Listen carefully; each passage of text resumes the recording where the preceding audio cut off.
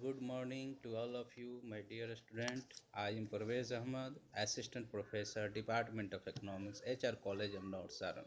Today we are going to study about the public finance. That is the paper of BA Part 2 Economics and Research Student, Paper 4. Public finance means a study of all government or public expenditure as well as revenue of the government authority or public authority.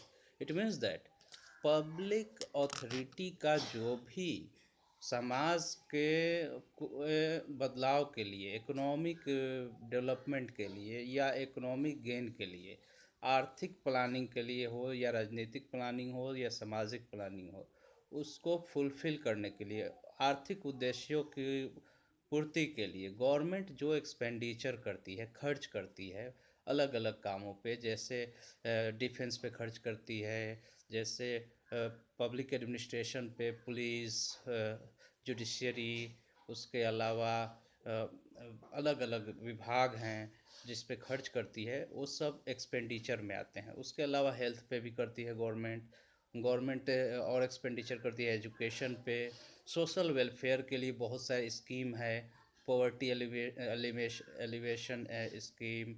उसके अलावा बहुत सी चीज़ें हैं जो समाज में पर्यावरण प्रदूषण हो, या आज अभी हाल फिलहाल कोरोना वायरस आए हुए हैं, तो इसमें भी गवर्नमेंट को कुछ सोशल सिक्योरिटी के लिए, गरीबों के भलाई के लिए फ्री ऑफ कॉस्ट जो ग्रेन्स है, फूड्स हैं, ये सब, उसके अलावा हेल्थ फैसिलिटीज़ प्रोवाइड करनी होती है। ये सारे खर्च जो हैं पब्लिक एक्सपेंडिचर में आता है, जो एक पब्लिक फाइनेंस का एक बहुत इम्पोर्टेंट पार्ट्स है। दूसरा है, जो खर्च गवर्नमेंट करती है तो उसके साथ साथ गवर्नमेंट को कुछ आय भी चाहिए।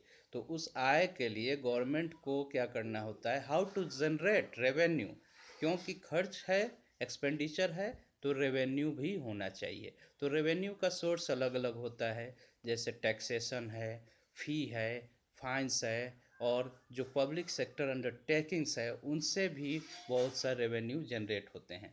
तो जब एक्सपेंडिचर और रेवेन्यू का जो स्टडी होता है वो पब्लिक फाइनेंस के अंदर होता है।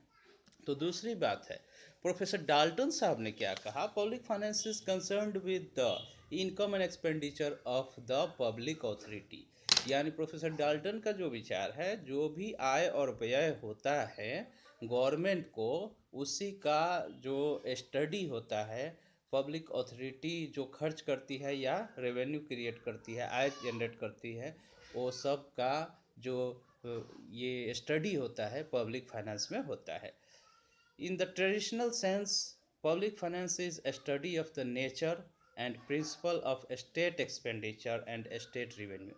इसका मतलब ये है कि पब्लिक फाइनेंस में हम लोग पब्लिक फाइनेंस नेचर मतलब प्रकृति क्या है एक्सपेंडिचर का और रेवेन्यू का, principle of state expenditure, it means state जो है, राज्य है या देश है, वो किस तरह खर्च करे जिससे मैक्सिमम सोशल और इकोनॉमिक बेनिफिट अचीव किया जा सके। ये ही पब्लिक फाइनेंस विषय का मेन सब्जेक्ट मैटर है। तो इन शॉर्ट हम कह सकते हैं कि public finance is fiscal science. Public finance वह विज्ञान है जो वित्त से संबंधित विज्ञान कहा जाता है या वित्त से संबंधित स्टडी किया जाता है। Modern public finance analyses the fundamental problem of the government fiscal activities. मतलब आधुनिक जो पब्लिक फाइनेंस जो है विषय है, वो आधुनिक भारत में या आधुनिक विश्व में गवर्नमेंट का जो मेन प्रॉब्लम्स है, जो गवर्नमेंट फिस्कल एक्टिविटीज़ यानी एक्सपेंडिचर और रेवेन्यू से संबंधित, उसका अध्ययन इसमें किया जाता है। लेकिन बहुत से विषय है जिस पे हम लोग पब्लिक फाइनेंस में डिस्कस करते हैं। पहला है, to what extent the state should intervene. मतलब गवर्नमेंट को कितने हद तक आर्थिक क्रियाओं में दखलंदाजी देनी चाहिए। क्या हर सेक्टर में गवर्नमेंट को इंटरफेयर करना चाहिए या अपना जो रोल है वो रिड्यूस करना चाहिए। जैसे सोशलिस्ट इकोनॉमी में हम लोग मानते हैं कि गवर्नमेंट को ज़्यादा से ज़्यादा पब्लिक वेलफेयर के लिए पब्लिक सेक्टर को प्रमोट करना चाहिए, क्योंकि कम कॉस्ट पे ज़्यादा पब्लिक को फैसिलिटीज़ मिल सकती है। दूसरा है what should be the size of public revenue, मतलब गवर्नमेंट को रेवेन्यू किस तरह कितना हद तक जनरेट करना चाहिए। ये भी इसमें हम लोग पब्लिक फाइनेंस का पार्ट होता है। रेवेन्यू कितना हो, कैसे रेवेन्यू जनरेट करें, कितना, जिससे हमारे देश की आवश्यकताओं की पूर्ति हो सके। तीसरा है what should be the size of public expenditure. जब रेवेन्यू है तो हमें स्टेट का रोल ये भी है कि देश के अर्थव्यवस्था को आगे बढ़ाएं, सामाजिक समानता, आर्थिक समानता, आर्थिक विकास, महंगाई पे कंट्रोल, और उसके अलावा देश का सुरक्षा और पब्लिक एडमिनिस्ट्रेशन, ये सारे चीज़ें करना है। और वेलफेयर स्टेट के रूप में सारे ऐसे ऐसे कार्य करने हैं जिससे समाज के हर गरीब से लेकर अमीर सबको आगे बढ़ाने में हेल्प हम कर सकें, और हमारे विश्व में अपना इकोनॉमिक और सोशल कल्चरल डेवलपमेंट भी हो सके। अगला ये है, इसीलिए पब्लिक एक्सपेंडिचर का भी साइज गवर्नमेंट को डिसाइड करना होगा, बजट में कितना खर्च किया जाए किस फील्ड के लिए। उसके अलावा चौथा है in what ways taxes be raised, मतलब टैक्सेस कैसे हम लोग पाएँ, प्राप्त करें, गवर्नमेंट प्राप्त करे, यानी कैसे टैक्स कलेक्ट करें। इसका तरीका भी पब्लिक फाइनेंस में पढ़ा जाता है या स्टडी किया जाता है। What should be the characteristic of tax system, tax system कैसा होना चाहिए, ये प्रोग्रेसिव टैक्स सिस्टम होना चाहिए कि रिग्रेसिव होना चाहिए कि इक्वल टैक्स होना चाहिए, इसका भी डिसीजन गवर्नमेंट को करना होगा।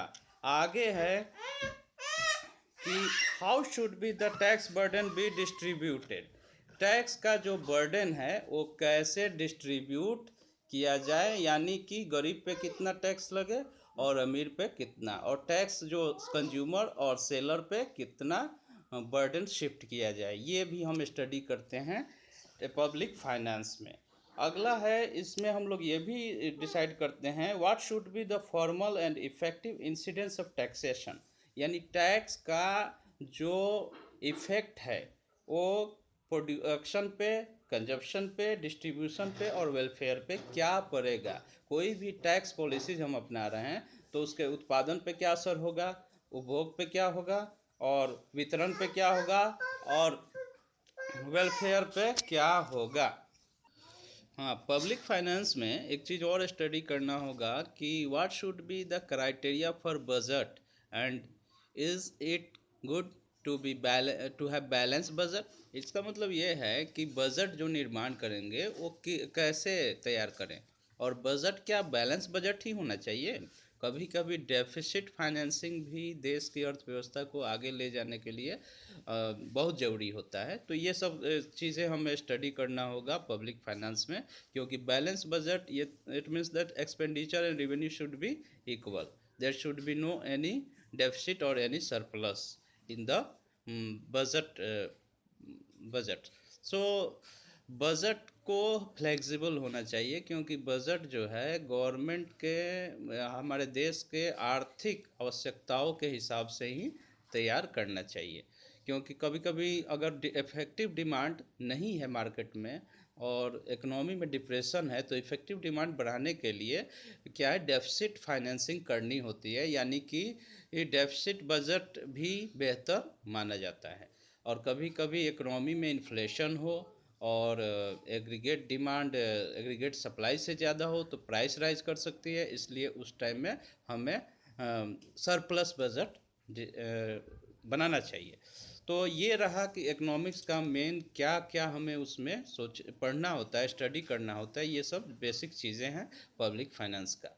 तो डाल्टन के अकॉर्डिंग उन्होंने कहा है public finance is one of the subject which is on the border line between economics and politics, यानी डाल्टन साहब ने कहा है कि पब्लिक फाइनेंस एक वो सब्जेक्ट है जो इकोनॉमिक्स यानी अर्थशास्त्र और पॉलिटिक्स यानी राजनीति का एक कंबाइंड रूप है, बॉर्डर लाइन है, दोनों को मिलकर ही पब्लिक फाइनेंस को डिसीजन हम लोग लेते हैं, और ये सब्जेक्ट दोनों के लिए इम्पोर्टेंट है, ये राजनीति विज्ञान में हो या अर्थव्यवस्था में हो। It is concerned with the income and expenditure of the public authority and the adjustment of the one with other, इसका मतलब ये हुआ, ये जो पब्लिक फाइनेंस है किससे कंसर्न है? गवर्नमेंट के इनकम और एक्सपेंडिचर से, और किसके? गवर्नमेंट के। और ये एडजस्टमेंट करना होता है income expenditure according to need of the our economic objectives, social objectives और overall main ambitions of government policies.